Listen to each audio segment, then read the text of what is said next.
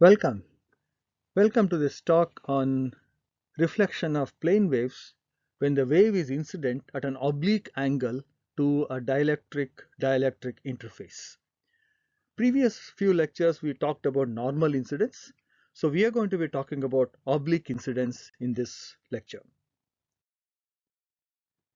The first part is we need to have some mechanism of handling an arbitrary polarization. Let's go step by step. Let's consider an interface. This is a flat surface separating two regions.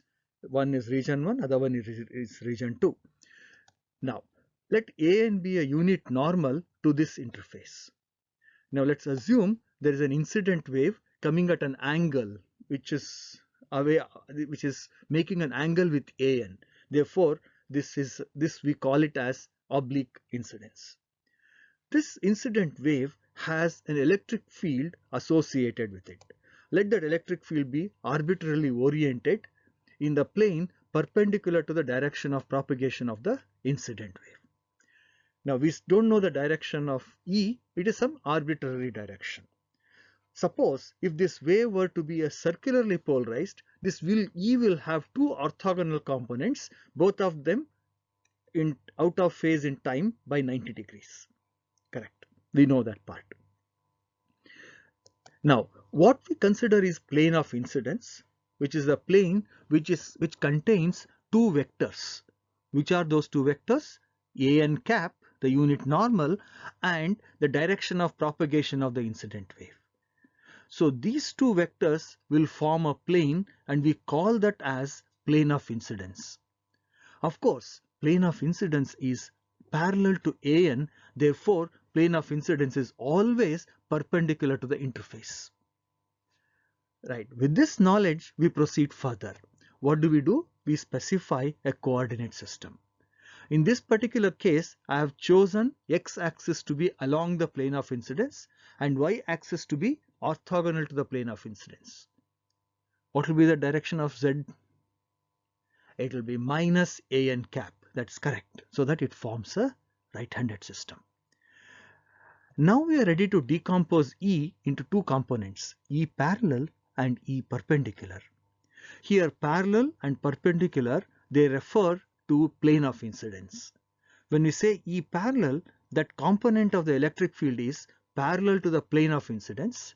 E perpendicular, the electric field is perpendicular to the plane of incidence. This is a very important concept.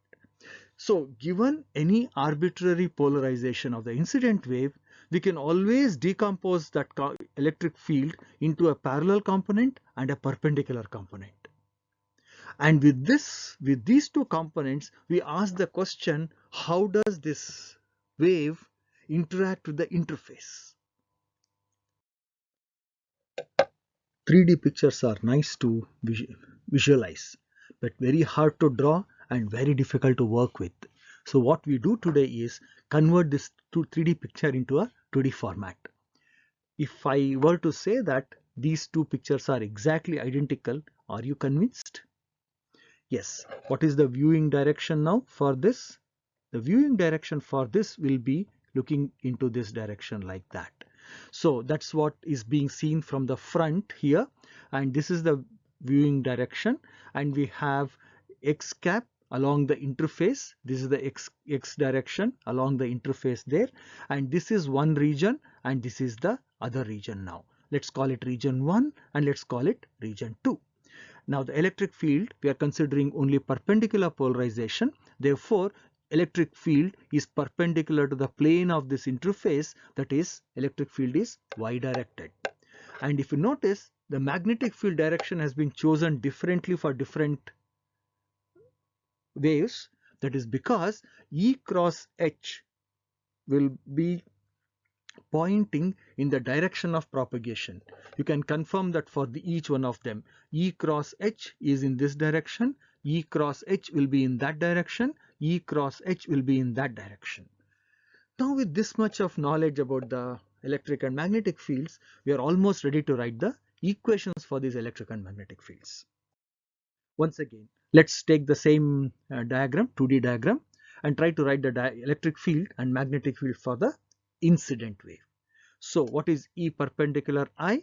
It is y oriented ay cap E naught some arbitrary constant amplitude multiplied by e to the power of minus j beta 1 I dot r.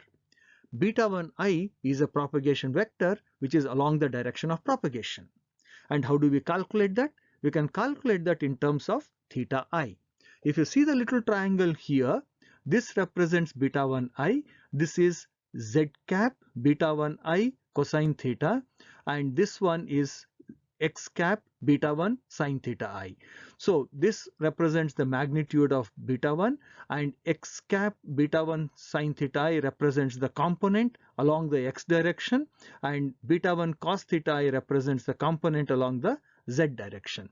Therefore, beta 1 I is a vector sum of these two vectors. Now with this knowledge of beta 1 I, we can expand E I perpendicular. Very straightforward. Given the electric field, do you know how to find the magnetic field?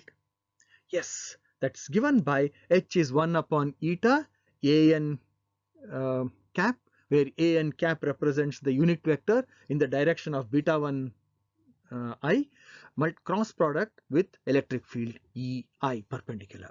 So here the unit vector in the direction of propagation is ax cap sine theta I plus az cap cosine theta I. Take the cross product of these two and we have the result for HI perpendicular. Does this equation and the arrow that is shown here, do they agree with each other?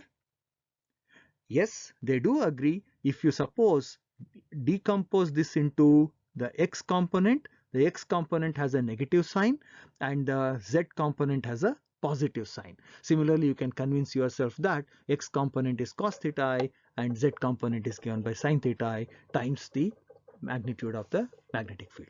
Okay. So we are okay with incident wave. Do the same thing for the reflected wave? Yes. In this particular case, what is different? Beta 1 R is different. ER will come to it in a moment. Beta 1 R is straight away x cap beta 1 sine theta R minus z cap beta 1 cosine theta R. Look at the diagram here and then convince yourself that this indeed is the right equation for the propagation vector. Now we can write therefore E perpendicular R as E naught times gamma perpendicular. Gamma perpendicular represents the reflection coefficient for perpendicular polarization. Rest of the terms are very straightforward. Again, E perpendicular is only y directed. The H field you can similarly obtain in the same fashion. I'm just giving it for the sake of completeness, and you know how to evaluate this. And my request is please do this expansion and convince yourself that we have not missed out any sign or dropped any terms and so on. Can we now do for the transmitted wave? Yes, transmitted wave is again very straightforward. It will be very similar to incident wave because it's same propagating in the same direction, and the only thing that will change is beta 1 becomes beta 2, and instead of the ET, instead of E naught as the amplitude, the ET amplitude will be equal to tau perpendicular times eta naught, sorry, E naught. What is tau perpendicular? Tau perpendicular is the transmission coefficient for perpendicular polarization. H field is again straightforward, very easy to write it, but careful. I would want you to stop the video here. Make sure you have written these equations independently and you are very comfortable with these equations. This is a very important aspect. Half the problem in electromagnetic theory solution process is recognizing which form to use. First, number one. The other half is writing that equation down. Once you write these equations down, or if you know how to write these equations, rest of the job is very easy. I'll show you in a moment. What is that we want to find out? We know E naught. We don't know much about theta r, theta t because theta is known to us. We don't know about E perpendicular r and E perpendicular t. That is, we don't know gamma perpendicular and tau perpendicular. Evaluate that. So to evaluate that, we apply the boundary conditions. What is the first boundary condition? Continuity of tangential component of the electric field. That is, EI perpendicular plus ER perpendicular, the tangential component of that at z equal to 0 is equal to tangential component of ET perpendicular at z equal to 0. Since electric field is y oriented, the y component is actually a tangential component. So we pull back these equations from the previous slides. I hope I have not missed sign. By the way, I want to warn you, most of these equations I have written them down by copying it from the previous slides, and there are a very high chance that some of the symbols, subscripts 1, 2 getting mixed up, x becoming z, z becoming x, etc. If you spot any of those errors, please let me know, so I'll correct them and post the updated slides, corrected slides. So what do we do now? Add up EI perpendicular, ER perpendicular at z equal to 0. At z equal to 0, this is the left term, left quantity here, which is from these two by substituting z equal to 0. And the right term comes from here after making z equal to 0. Now we have a nice result. On the left hand side, it is a function of e to the power of some function of x. And on the left hand side, on the right hand side, it is a function of e to the power of minus j beta 2 times x sine theta. And we have a sine theta sitting here in the first term, a sine theta r sitting in the second term, and a sine theta t sitting in the third term. In order for this equation to be valid for all x, each of those exponents must be equal to each other. That's the first condition. That is, beta 1 x sine theta I must be equal to beta 1 x sine theta r must be equal to beta 2 x sine theta t. This is very important that this equation is to be satisfied in order for this equation here to be valid for all values of x. The moment you enforce this condition from the first term, it's very easy to see theta I is equal to theta r by comparing these two, and by comparing these two we get beta 1 sine theta I is equal to beta 2 sine theta t, because theta I is equal to theta r, and these two together is known as Snell's law, Snell's law of reflection. If you substitute these quantities, these equalities in this equation here, what we get is 1 plus gamma t equal to tau, 1 plus gamma perpendicular equal to tau perpendicular. This is very similar result that we had seen earlier also in normal incidence.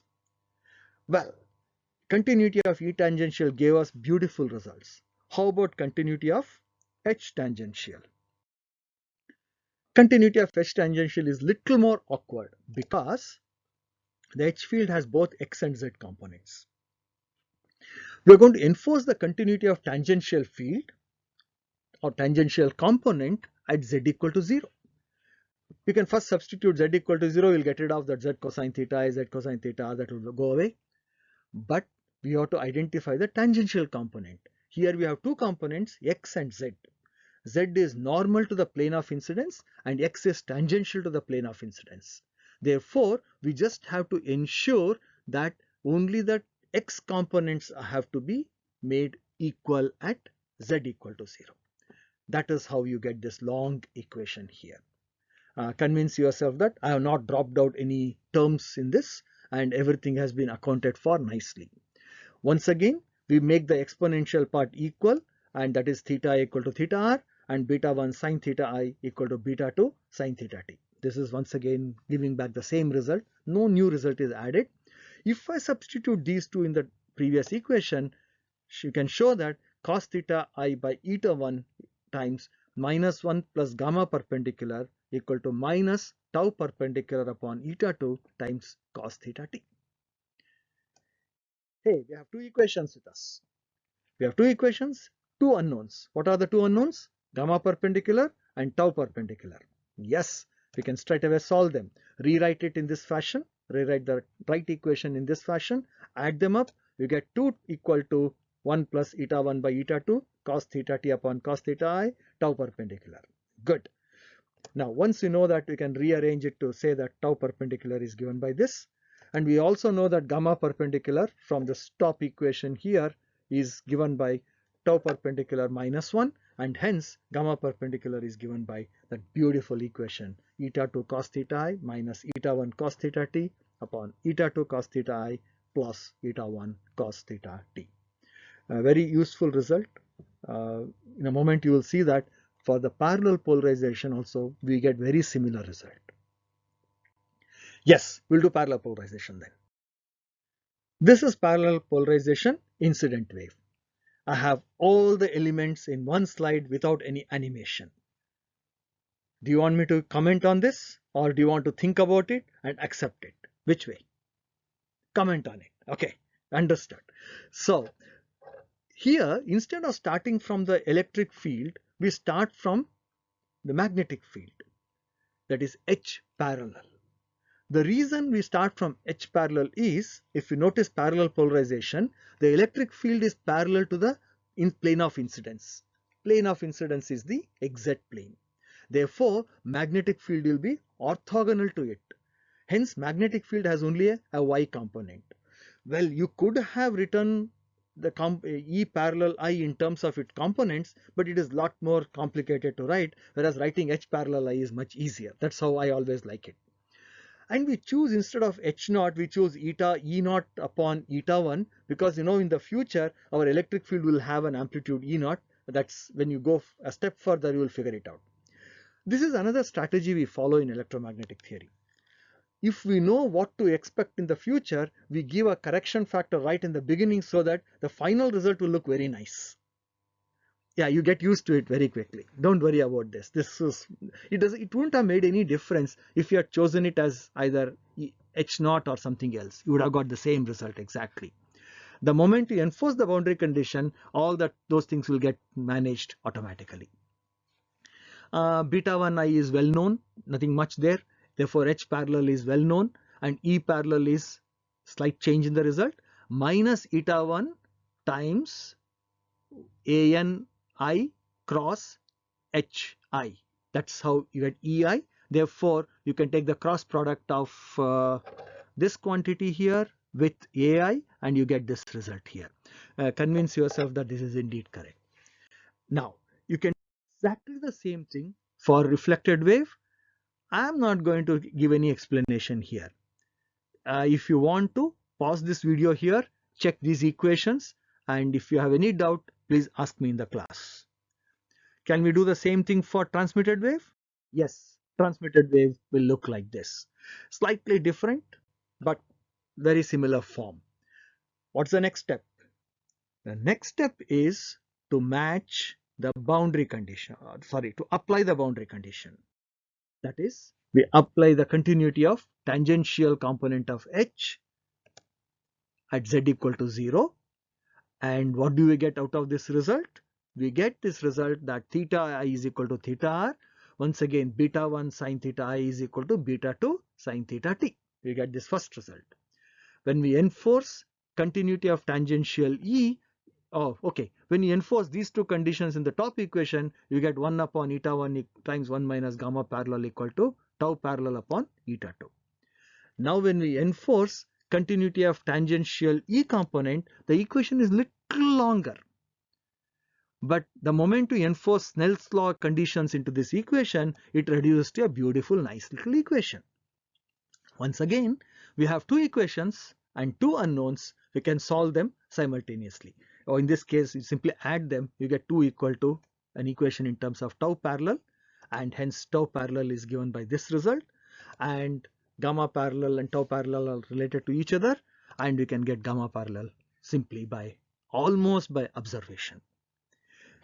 Here we have, for both perpendicular and parallel polarization, we have computed the transmission and reflection coefficients.